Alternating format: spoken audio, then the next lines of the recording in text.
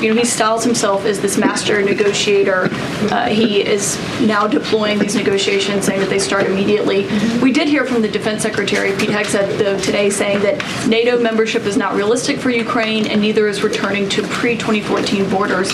Aren't they giving away bargaining chips before these negotiations have even started? Again, I haven't talked to the president about Ukraine's NATO membership, and he appointed several individuals to negotiate on his behalf. He's directly involved in these negotiations as well, and I'm sure if you ask him that question in the near future when you're able to, he'll give you an answer. I just don't want to get ahead of him on it. Much like all of the rest of the unqualified MAGA day hires in Donald Trump's administration, Carolyn Leavitt stands out as one of the most disastrous, one of the most inept, and someone who is constantly screwing over Donald Trump when met with any confrontation or pressure from the press. And that is exactly what happened in a briefing today when she was confronted by Caitlin Collins over the clear censorship of the media coming from Donald Trump and Elon Musk, an illegal scandal not being talked about nearly enough. But of course, we are going to cover it on this show and the meltdown that ensued when she was confronted. But before we get into that, if I could quickly ask you to leave a like on this video, and if you haven't already and you enjoy our channel, to hit that subscribe button. It goes a long way. And it really does mean a lot to me now. Before we get into Caitlin Collins confronting Carolyn Leavitt, Leavitt had a little bit of a lecture for the press. That was so ridiculous. We have to start with it. Now, before I take questions, I would like to address an extremely dishonest narrative that we've seen emerging over the past few days. Many outlets in this room have been fear-mongering the American people into believing there is a constitutional crisis taking place here at the White House. I've been hearing those words a lot lately. But in fact, the real constitutional crisis is taking place within our judicial branch, where district court judges in liberal districts across the country are abusing their power to unilaterally block President Trump's basic executive authority. We believe these judges are acting as judicial activists rather than honest arbiters of the law. And they have issued at least 12 injunctions against this administration in the past 14 days, often without citing any evidence or grounds for their lawsuits. This is part of a larger concerted effort by Democrat activists and nothing more than the continuation of the weaponization of justice against President Trump. Quick news flash to these liberal judges who are supporting their obstructionist efforts: 77 million Americans voted to elect this president. And each injunction is an abuse of the rule of law and an attempt to thwart the will of the people. As the president clearly stated in the Oval Office yesterday, we will comply with the law in the courts, but we will also continue to seek every legal remedy to ultimately overturn these radical injunctions and ensure President Trump's policies can be enacted. When you start your press conference by scolding the press for covering the unconstitutional actions of your boss, saying that they're wrong, they're lying, there is no criminality or corruption in Donald Trump's White House, it's a very clear sign that there is in fact a lot of criminality and corruption in Donald Trump's White House, that the steps and actions that he is taking to satisfy his agenda are unconstitutional.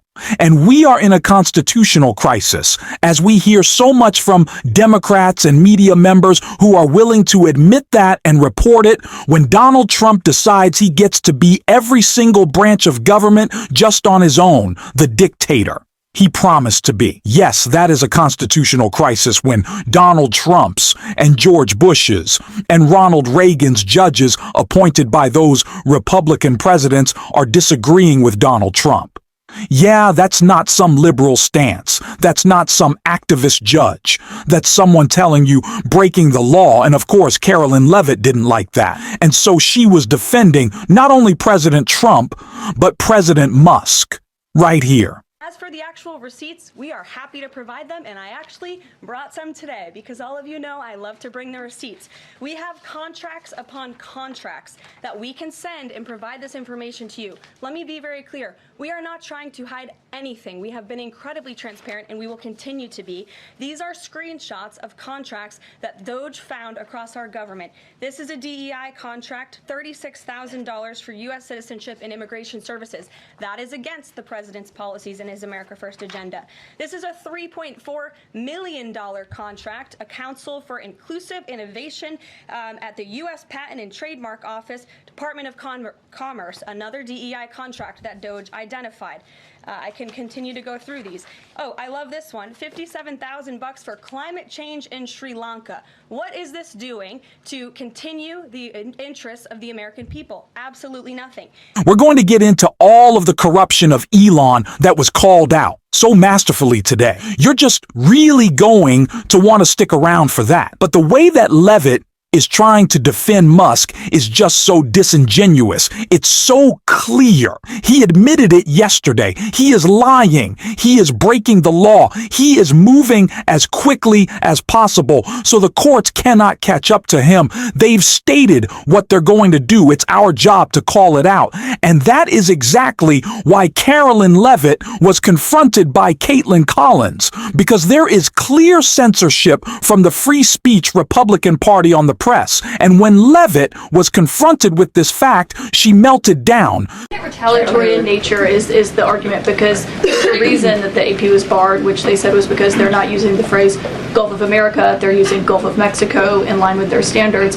And so the question here is this setting a precedent that this White House will retaliate against reporters who don't use the language that you guys believe reporters should use? And how does that align with the First Amendment commitment that you were just talking about? I was very upfront in my briefing on day one that if we feel that there are lies being pushed by outlets in this room, we are going to hold those lies accountable. And it is a fact that the body of water off the coast of Louisiana is called the Gulf of America. And I'm not sure why news outlets don't want to call it that, but that is what it is. The Secretary of Interior has made that the official designation in the Geographical Identification Name Server. And Apple has recognized that. Google has recognized that. Pretty much every other outlet in this room has recognized that body of water as the Gulf of America. And it's very important to this administration that we get that right, not just for people here at home, but also for the rest of the world. Sure. Thank you. He styles himself as this master negotiator. He is now deploying these negotiations, saying that they start immediately. We did hear from the Defense Secretary, Pete Hegseth, today, saying that NATO membership is not realistic for Ukraine, and neither is returning to pre-2014 borders.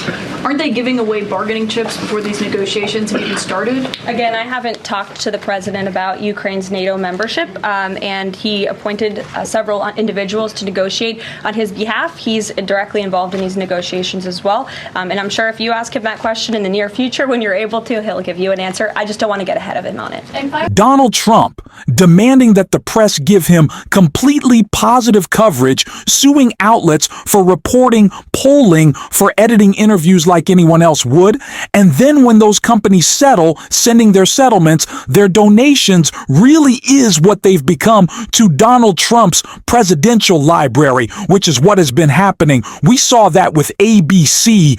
We're seeing it again and again. First of all, I don't know how Donald Trump can have a presidential library if he can't read. I guess it's going to be a lot of picture books and maybe some relics from January 6th, because that's kind of what he's all about. But of course, this is violating the freedom of the press. Donald Trump is clearly intimidating corporate media and having success with it, and is why independent media is so important. And so important we call it out. Of course, not just that president, but the co-president as well. And Elon Musk, who is attacking the other side of the coin, our government. And that was called out right here. 5 inspector generals that were looking into Elon Musk's companies were fired by the Trump-Musk administration. These inspector generals, who are independent, protected by law, they are the people that find the waste, fraud, and abuse, and found many of the cases of waste, fraud, and abuse that have been brought up today, fired because they were looking into Elon Musk.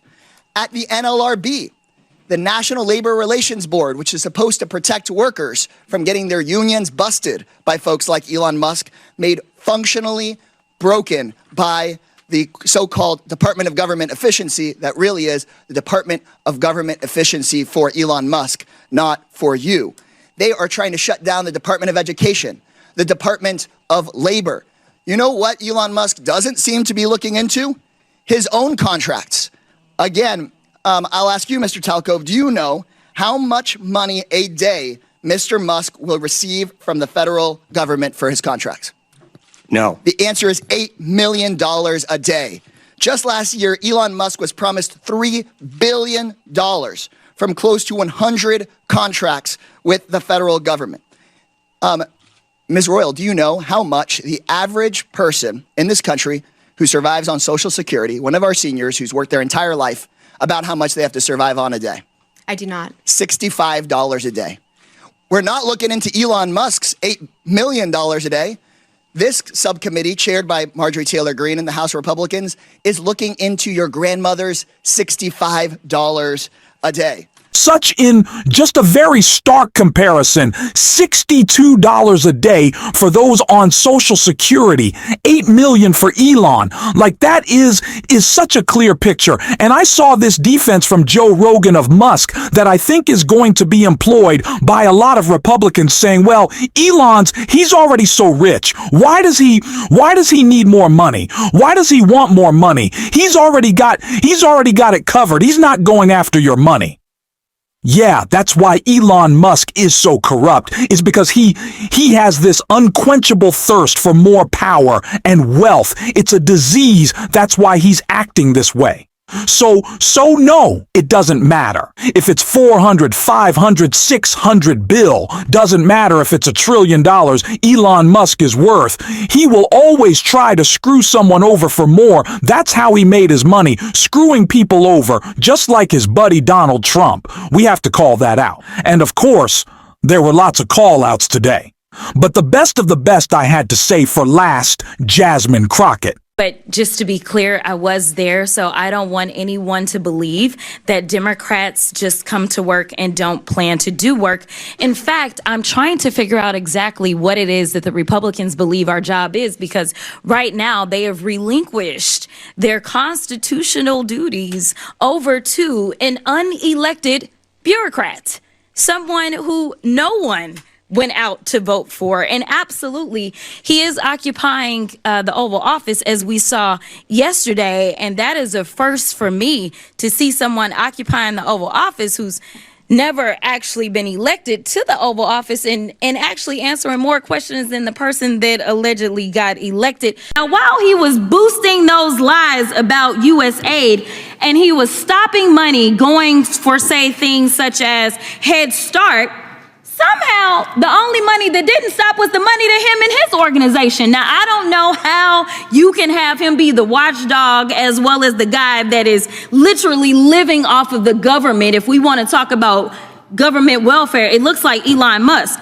because it's my understanding that just on yesterday, a new contract was approved for approximately $300 million for Elon Musk. So listen, I just want y'all to be honest. You want to sit here, you want to lie, because so often we hear, well, yeah, we did lie. In fact, he admitted that he lied when he was in the Oval Office yesterday. But if it's a lie that will get you into office, such as saying, I know nothing about Project 2025, yet on day one, you literally do everything that you can to implement it, including making sure that you put, say, one of the main architects of Project 2025 over the OMB, it's okay, so long as you get the power that you seek. The problem is that the game is going to be on the American people. And when I say the American people, I mean all of us. Unfortunately, I am also stuck in the twilight zone because of the lies that were allowed to be propagated. Just like when you're talking about vaccines and all this nonsense. Right now in my state of Texas, there is an outbreak of measles. And what they are finding is that because there's been so much disinformation about vaccines, that kids are sick right now with measles that they did not have to have if they just trusted doctors and experts instead of randoms online. This is the energy we need to be bringing to everything. This is just the fire that I want to see out of everyone, and I'm loving it. And we're going to be bringing it, of course, on this show. You know that you're hanging out with us, you know? We bring the fire.